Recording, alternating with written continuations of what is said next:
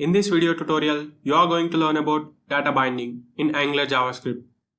Hi, my name is Aishmant and welcome to Skills Grow.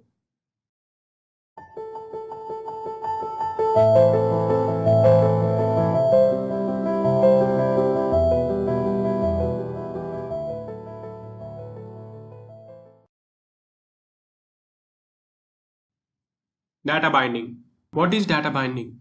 Data binding is automatic synchronization of data between model and view components.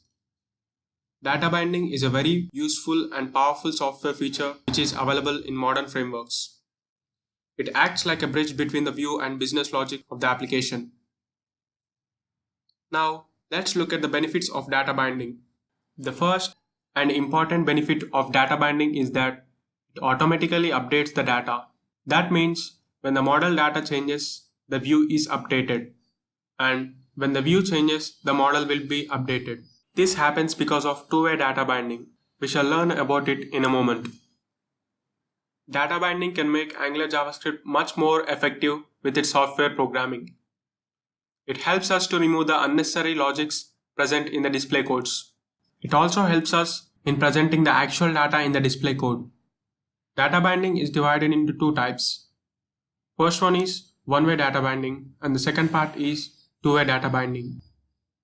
Let's take a brief look at the one-way data binding. Here is the picturized flowchart of one-way data binding.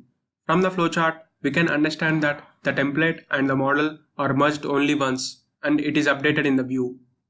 Now, let's get some more information on one-way data binding. These systems bind data in one direction only. Here, the model cannot be updated from the view. In this, a value from the model is taken and it is inserted into a HTML element. One-way data binding is mostly used in classic template systems. Now, let's learn about two-way data binding, which happens in Angular-based applications. Two-way data binding. Here is the flowchart for two-way data binding.